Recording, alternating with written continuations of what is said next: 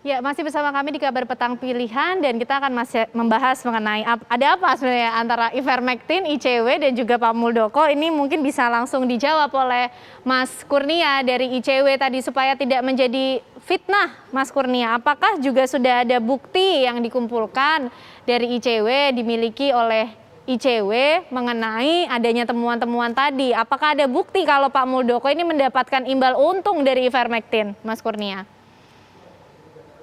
Iya, ini kan ada dua isu ya. Pertama, isu besarnya sebenarnya adalah ivermectin yang itu sedang dibincangkan oleh publik secara luas.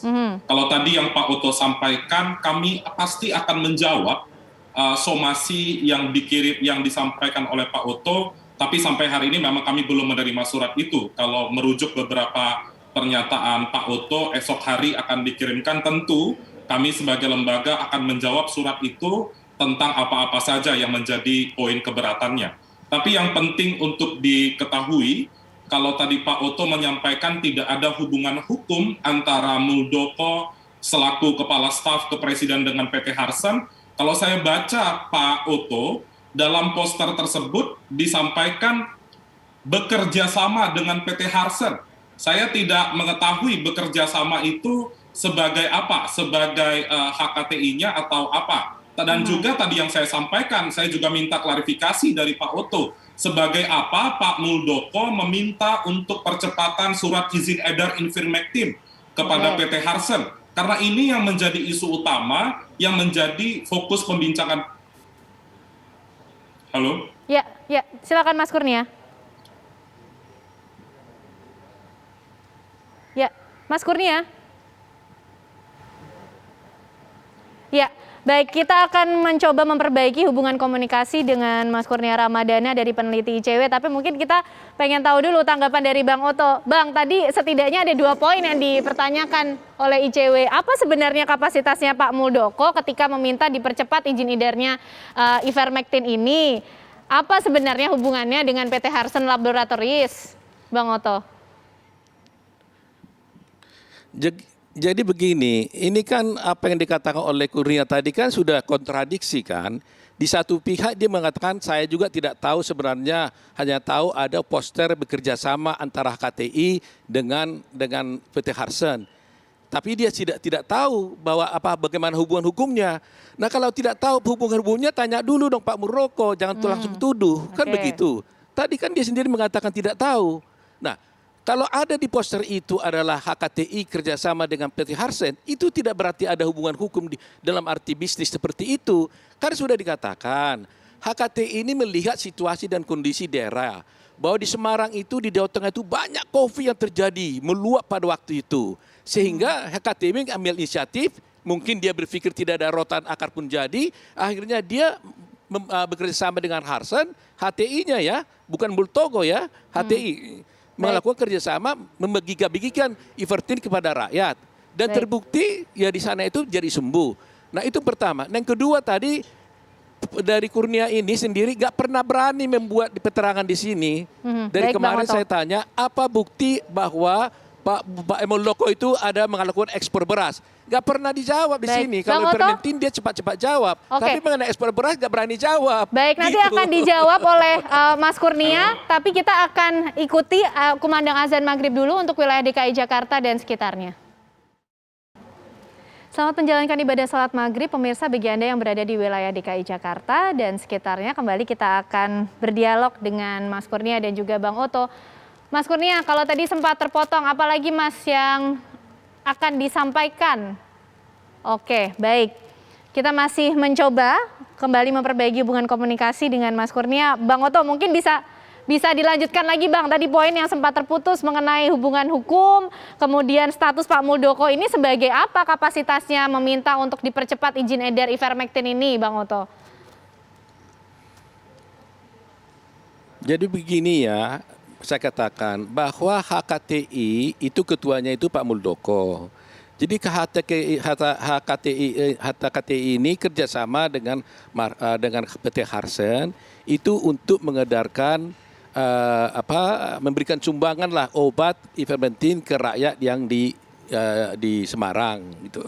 Di situ persoalannya. Jadi namanya HKTI tentu bisa saja mereka pakai ketuanya kan Pak Muldoko. Saya pun sebagai ketua Perberadi, kalau ada di cabang-cabang saya ada kegiatan, nama saya selalu pasti ada di situ. Tapi tidak bisa seperti itu langsung disimpulkan ada hubungan hukum. Itu kan namanya kan praduga-praduga atau kesimpulan sepihak gitu.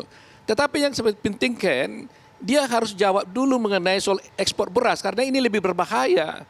Karena dia tuduh bahwa Pak Muldoko ini melakukan bisnis ekspor beras bekerjasama dengan PT Norpe, di mana anaknya Pak Muldoko ada di PT Norpe. Ini yang tidak pernah diklarifikasi. Kalau boleh, kan katanya sudah meneliti 1 bulan.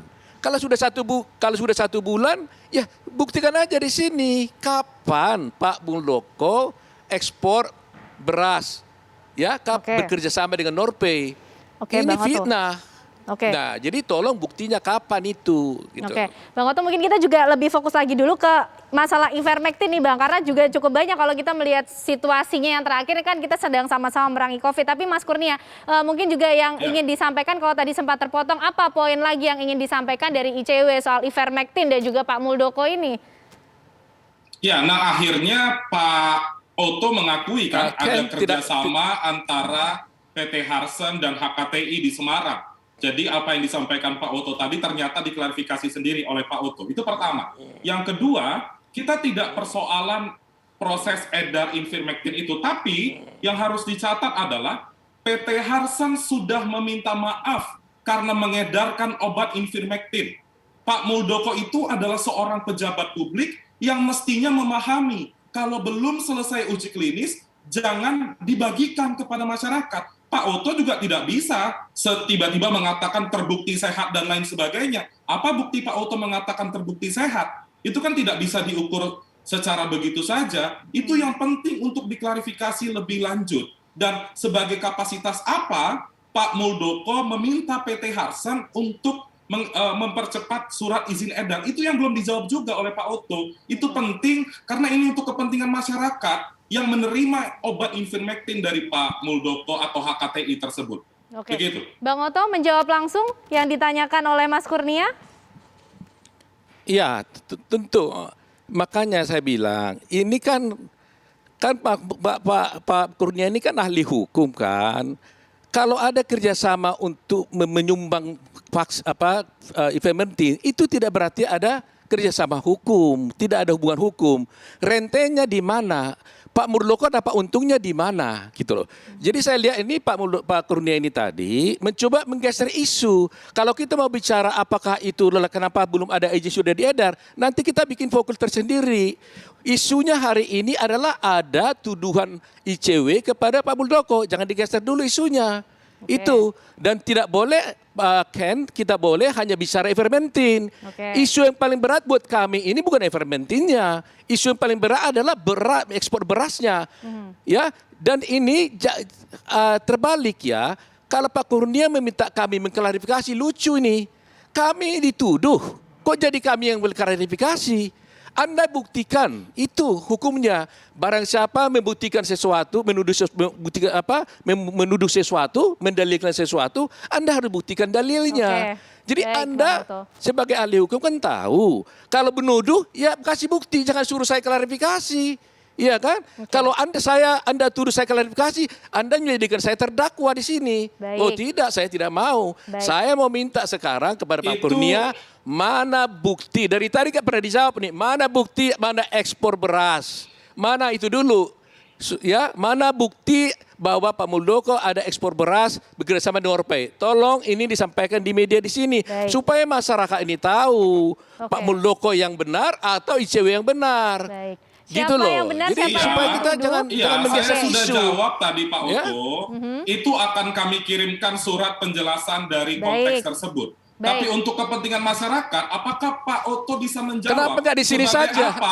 Sebagai apa Pak Muldoko bertemu dengan PT Harsen? Itu jawab Pak Oto. Dan tadi Pak Oto tidak menjawab Mas Kurnia, oke baik. Kita nanti akan menemukan jawabannya. Siapa yang kemudian dituduh, menuduh dan harus mengklarifikasi. Tapi usai jeda pemirsa Bang Oto, nanti kami masih akan kembali hadir untuk Anda.